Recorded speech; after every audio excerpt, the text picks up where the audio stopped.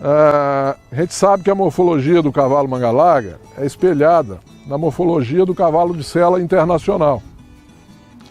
Logicamente, sem perder as características inerentes à raça manga larga. Começando pelos membros, o que a gente busca num bom cavalo de sela e num bom cavalo manga larga?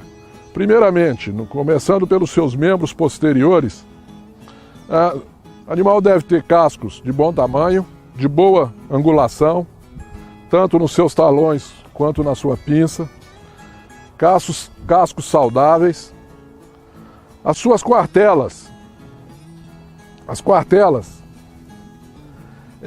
devem ser de comprimento médio, deve ter uma boa angulação, ou seja, elas não devem ser nem muito verticais e nem muito deitadas. Não devem ser curtas e nem muito longas. Para que, com esse comprimento e essa angulação, aqui nós estamos vendo um ângulo adequado nesse exemplar, para que assim ela possa ajudar o cavalo manga larga a executar a sua função com mais facilidade, com mais eficiência. Acima da quartela, os boletos devem ser, uma articulação que deve ser forte, bem aparente, de bom tamanho. Acima, a sua canela deve ser curta, com a ossatura mais chata, mais larga, com tendões visíveis.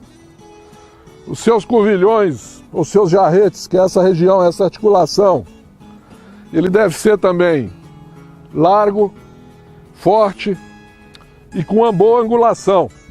Ou seja, quando a gente busca um bom aprumo de membros posteriores, a gente busca traçando uma linha imaginária da ponta da nádega, ou seja, da ponta dos isquios, na vertical, em direção ao solo. Essa linha deve passar exatamente atrás da linha da canela do animal, ou rente à linha da canela, como acontece com esse animal aqui que nós estamos mostrando.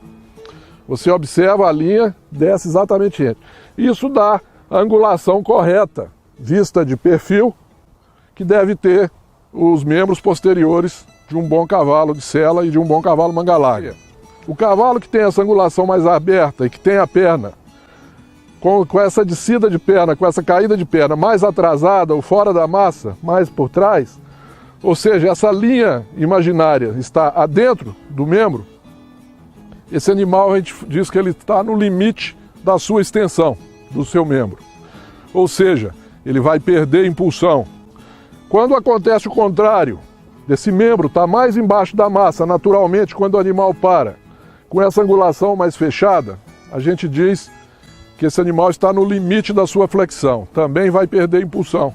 Portanto, além do equilíbrio, além de dar mais longevidade, uma vida útil maior ao animal, esse ângulo também ajuda na impulsão desse animal para executar seu trabalho. Com a quartela nesse comprimento médio e nessa angulação, vai ajudar esse animal a executar o seu trabalho, a realizar a sua marcha trotada.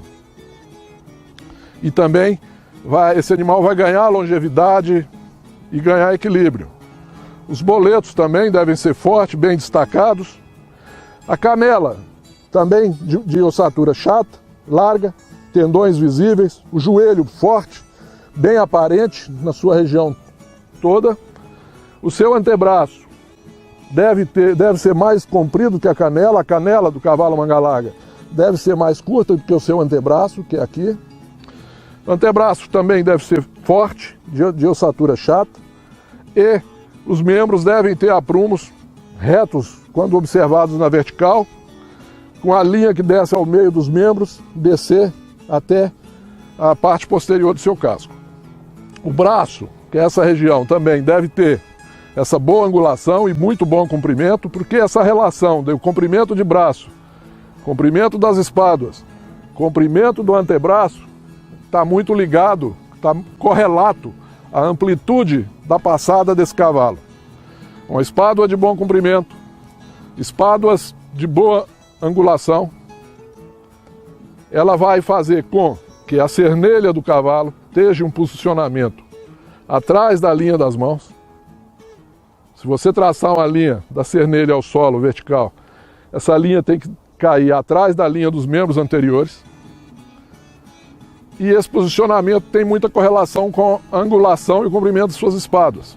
Uma espádua bem inclinada dá uma saída de pescoço mais alta, um peito com maior amplitude.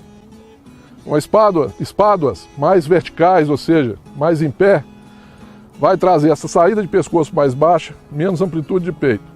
A cernelha do cavalo, manga larga, é uma cernelha que deve ser destacada, sem exagero. Uma cernelha com exagero de destaque, ela torna-se cortante. Não deve ser empastada, ou seja, ela não deve ser muito larga e sem esse desenho adequado. Ela deve ser posicionada atrás da linha das mãos. Por quê? Porque essa cernelha, nesse posicionamento, traz o centro de gravidade do cavalo para trás e dá ao cavalo mais leveza no seu trem anterior. O pescoço do manga larga é um pescoço de forma piramidal, com seus bordos retilíneos, tanto em cima e embaixo.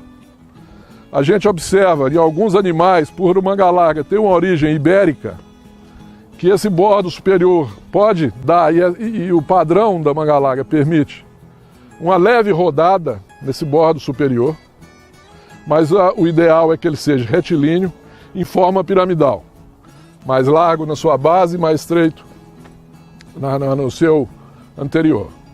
Esse comprimento de pescoço, outra coisa, o direcionamento desse pescoço, ele deve ser perpendicular à linha do tronco, porque nós podemos ter um pescoço mais horizontal, ou seja, com seu bordo superior mais retilíneo aqui, acompanhando a linha do seu dorso, que tira o equilíbrio do cavalo na sua dinâmica, no seu trabalho. Temos o pescoço mais vertical, mais alto, também vai tirar o equilíbrio desse animal na sua dinâmica e também vai dificultar no flexionamento desse cavalo à medida que ele for, o nível de doma for aumentando. A cabeça, o ângulo de cabeça com o pescoço deve ter 90 graus, como tem esse animal. Deve ser retilínea no seu perfil, seca. As suas ganachas separadas, porém sem exagero no seu desenho, bem suave. Os ramos da mandíbula sem também limpos. Um focinho também mais retilíneo, narinas bem dilatadas, boca rasgada. Orelhas de tamanho médio, muito bem implantadas, com uma movimentação adequada, como tem esse animal. No seu pescoço, voltando ao pescoço, o cavalo manga larga, ele apresenta uma crineira mais fina e com crinas mais sedosas. E o comprimento desse pescoço, ele deve ter o comprimento da cabeça mais 1/3. É o comprimento ideal do pescoço de um cavalo manga larga.